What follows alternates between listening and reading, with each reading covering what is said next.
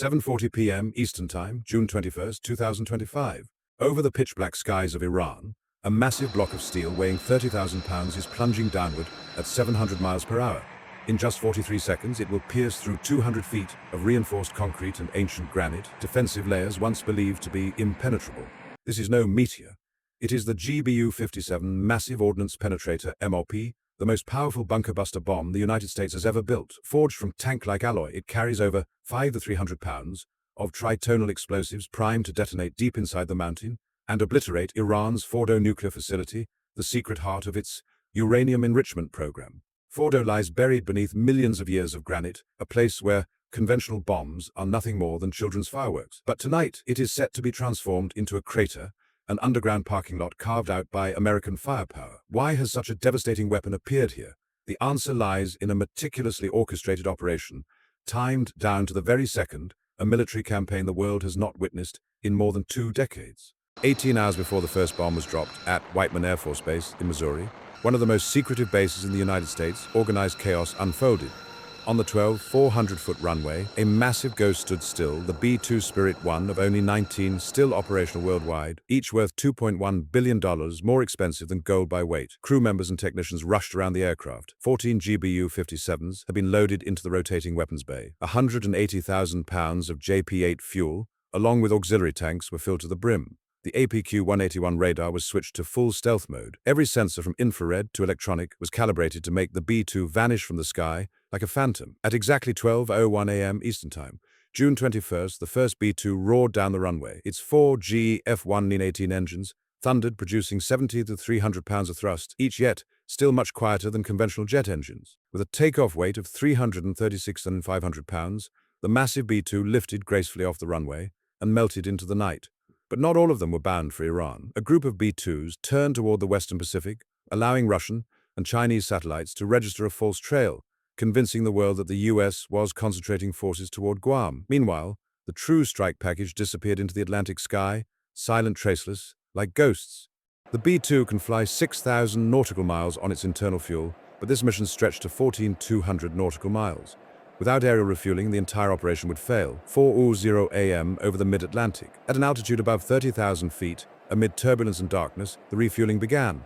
A KC-135 Stratotanker appeared, lowering its refueling boom. The B-2 pilot had to hold position with inch-perfect precision, 30 feet behind 15 feet lower, without drifting sideways. A single mistake, and 2 billion along with the entire crew would plunge into the ocean. The boom operator guided the refueling arm, sweat dripping, despite sub-zero temperatures outside. JP-8 fuel flowed at 1,000 pounds per minute, feeding the massive Phantom. Within minutes, an additional 180,000 pounds of fuel allowed the B-2 to continue its journey. On the ground, intelligence networks in Iran, Russia, and China were all watching the skies. But instead of a clear signal, they saw only fragmented chaos, some B-2s heading toward the Pacific, others vanishing from radar, while satellites struggled against waves of deceptive signals. A perfect deception, while Russia and China reported that the US is shifting forces toward Guam. In reality, the Phantoms were drawing closer to Iran with every passing hour.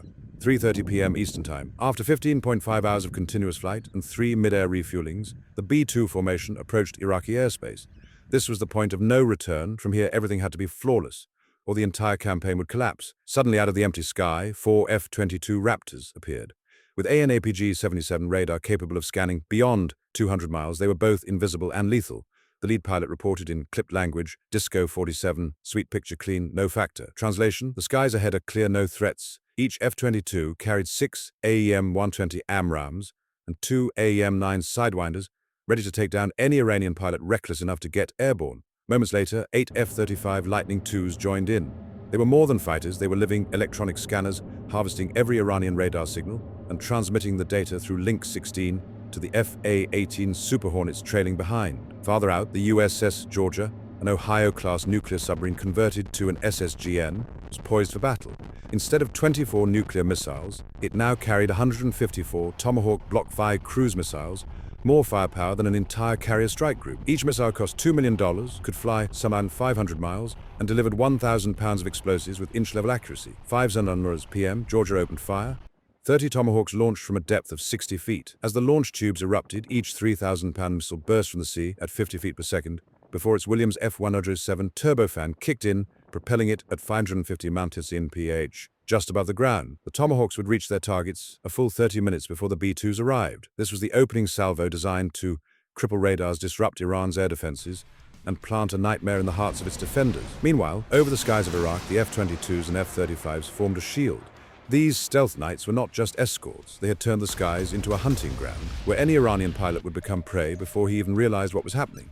5:00 p.m. Eastern Time, as the Tomahawk skimmed low across the Zagros Mountains, another invisible storm had begun. At 50,000 feet, 4 F-22 Raptors swept the skies with their AN/APG-77 ESA radar, creating an invisible, all-seeing eye capable of detecting any target within 200 miles. Below them, 8 F-35 Lightning IIs activated their AN/ASQ-239 systems, harvesting Iranian radar emissions and instantly passing the data to the trailing FA-18 Super Hornet squadron. Meanwhile, the EA-18G Growlers unleashed a symphony of death.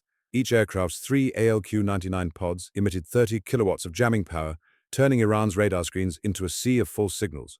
Air defense operators watched in panic as dozens of phantom aircraft appeared and vanished distances, fluctuating wildly, bearings making no sense. 5:32 p.m. near Natanz, an S-300 battery panicked and powered up its 30N6E2 radar to search for targets. In that instant, the act became a death sentence. An F-35 detected the radar frequency and immediately marked it. The data was transmitted via Link 16 to a Super Hornet. A pilot pressed the button. An AGM-88 Harm streaked away at Mach 2.5. Even though the Iranian crew managed to shut down the radar after 15 seconds, it was too late. The Harm locked onto the last known position, plunging down and turning the $100 million air defense system into a pile of burning scrap. Simultaneously, the Growlers jammed both VHF and UHF bands, severing all communications between command centers and air defense units. Even civilian mobile networks in the area went dark under the military jamming. In less than 10 minutes, over 30 Iranian radars and SAM launchers were destroyed or silenced. The surviving operators now understood a grim truth: turning on a radar was the same as committing suicide. 5:39 p.m. Eastern Time. With Iran's airspace corridor cleared, the B-2s began their descent. At a position 45,000 feet from the target, the pilots activated the GPS guidance system, locking onto multiple satellites at once to achieve a margin of error of only 5 feet. Inside the bomb bay, the rotary launcher positioned the first MOP. 5:40 p.m. The bomb bay doors opened. A 30,000-pound block of steel dropped from the belly of the aircraft. For a brief moment, the bomb seemed to hang in mid-air as its fins deployed and it linked to satellite signals. Then, gravity took command. The B-2 jolted upward, slightly relieved of a weight equal to 3 school buses. The pilots felt the eerie sensation of a deadly release. 43 seconds later, the MOP slammed downward at 700 nm/h. Its kinetic energy reached 1.5 billion joules, the equivalent of a freight train crashing into a cliff. The bomb pierced 200 feet of reinforced concrete before boring deeper into granite. It did not detonate immediately. Its smart fuse waited until it reached a depth of 180 feet, then triggered 5,300 pounds of tritonal explosives. The result, an underground blast, carving a crater 30 feet wide, with shockwaves surging through the rock at 100,000 psi, 10 times the tolerance of reinforced concrete. The subterranean world shook as if struck by a magnitude 2.3 earthquake. But one bomb was not enough. The campaign had been meticulously calculated. 12 MOPs were dropped on Fordo in precise sequence, each strike creating successive tremors. The overlapping shockwaves turned the mountain itself into a self-destroying weapon, crushing tunnels, uranium chambers, and centrifuge halls beneath. From the surface, civilians saw only streaks of light falling like meteors, and then the ground roared. The entire Fordo mountain transformed into a man-made volcano. While the B-2s struck Fordo and Natanz, the Tomahawks from the USS Georgia had been flying for 2 hours and were now entering their final phase. 7:05 p.m. Eastern Time. The first Tomahawk hit its target in Isfahan, slamming directly into a warehouse storing uranium hexafluoride. The 1,000-pound blast not only destroyed the structure, but also released toxic chemicals, turning the entire area into a dead zone. Within the next 45 seconds, the remaining 29 Tomahawks rained down in unison. Some obliterated laboratories, some struck power facilities, others hit data storage centers. Each missile was equipped with a guidance camera and an ANDPW-23 system that compared real-time terrain imagery with satellite photos, ensuring an error margin of only a few meters.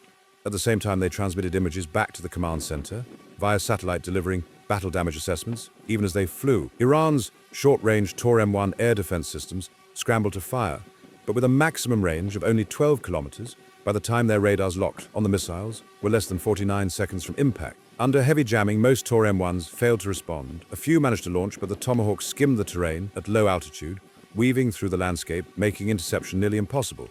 Within minutes, 3 Iranian nuclear facilities were engulfed in fire. 8:15 p.m. Eastern Time. After 25 minutes of continuous bombardment, the B-2 pilots checked their fuel gauges, exactly 180,000 pounds, remained just enough to rendezvous with the tankers, and maintain a safe reserve. Over Iranian airspace, there was absolute silence. Not a single surface-to-air missile was launched. Not a single Iranian fighter dared to take off. Radar and military communications were dead. Meanwhile, from orbit, US satellites captured the images massive plumes of smoke rising from Fordo Natanz and Isfahan. Tunnels, uranium stockpiles, even centrifuges, all reduced to ash. In just half an hour, Iran's nuclear program was crushed, something 7 previous US